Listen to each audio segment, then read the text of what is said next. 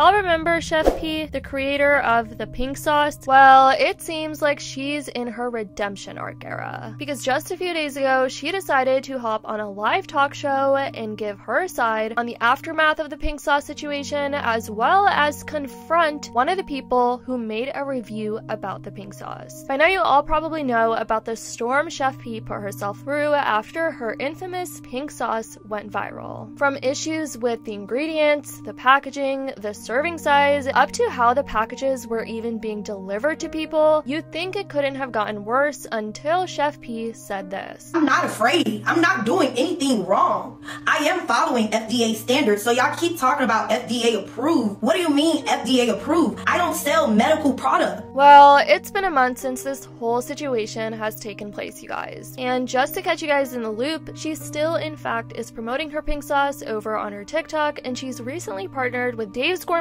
to hopefully make things right this time. But the first step of making things right is taking accountability. And thousands of people don't think that's what Chef Pie did when she went on a talk show this week to try to redeem herself. Keyword, try. So I saw it and I was like, wow, this is such a cool sauce. It's bright pink, like I'm a sauce girl. So when I was doing the review, there was just so many red flags that I saw in it. Like the label, you know, when you make a USDA label, you have to put in batch numbers, because if something were to be recalled, you have to be able to trace it down to the salt and pepper that is in something. If once I posted my original video, if you wanted to make things right as a business owner, when you create a product, that's your pride and joy. You send it off to someone, they don't like it, you're like, oh my gosh, like that's my pride and joy, let me fix it. Weren't contacted by Chef? Okay, but why would I contact someone who's fabricating something on the internet? Nothing was fabricated. To be honest, you're not special. I'm sorry, what? Since when is this type of criticism not valid? You promoted your sauce on a public platform, TikTok, it gained a lot of traction, and people simply critiqued it based on how they received it, which they have every right to. This isn't rocket science. I'm just not getting why Chef P is being so defensive about someone criticizing her sauce. Just because this influencer's TikTok went viral, it doesn't make her in the wrong. She simply reported on the sauce and how she received it and decided to send a sample to a laboratory. In my opinion, there was nothing unethical about that. Okay, so I just want to address this comment right here. After going back and looking at the video, I was like, yeah, you are right.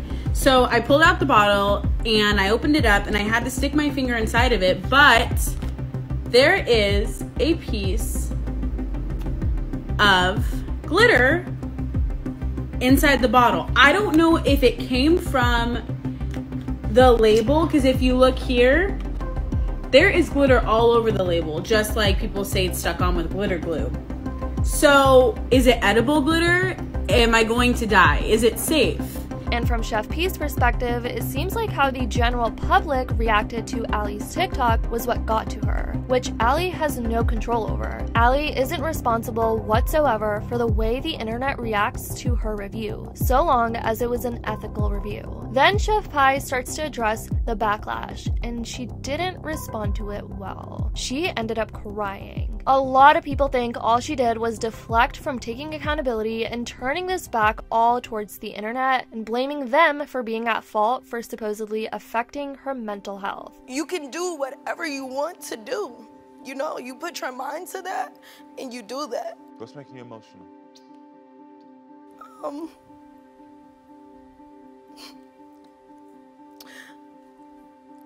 I guess just releasing everything that I'm saying. And, you know, I was a teen mom. My kids are like my best friends. Everyone in the world thinks I'm a horrible person.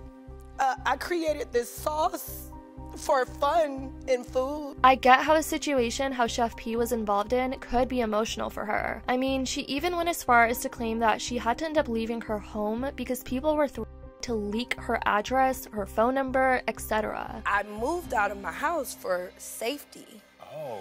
I was receiving people were sending me my address. They were telling me that they were going to post it on social media. So this is somebody who sent you an iMessage saying that what?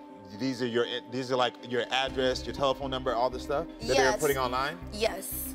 So. Which that stuff, of course, isn't justifiable. It's never right to to leak someone's personal information like that, but this doesn't excuse the fact that she still is having a hard time taking accountability for not taking the proper precautions. I mean, she could have risked someone's health, which, let's not forget, when plenty of people were claiming to have gone to the hospital because of her sauce. Chef P then starts talking about one of the TikTokers whose TikToks about the pink sauce went viral, and Chef P basically blamed Allie, saying she took this moment herself to become viral. There was a young lady on social media. She took it as the moment to say, hey, this is my moment to become viral.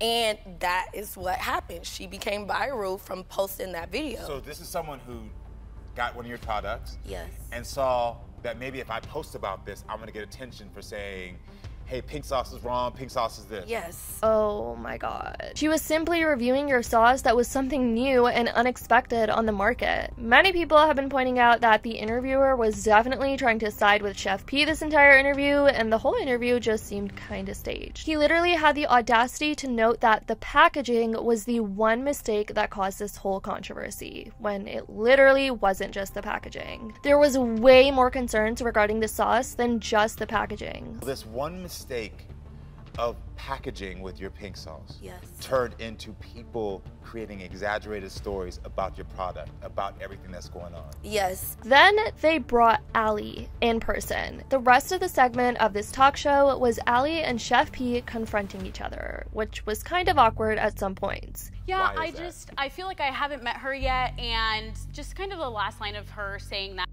just didn't make me uncomfortable, because I never set out to hurt anybody, and I think that's like a little bit delusional. I think it's delusional to send a sample to a laboratory after you stuck your finger in it. You're not special, okay?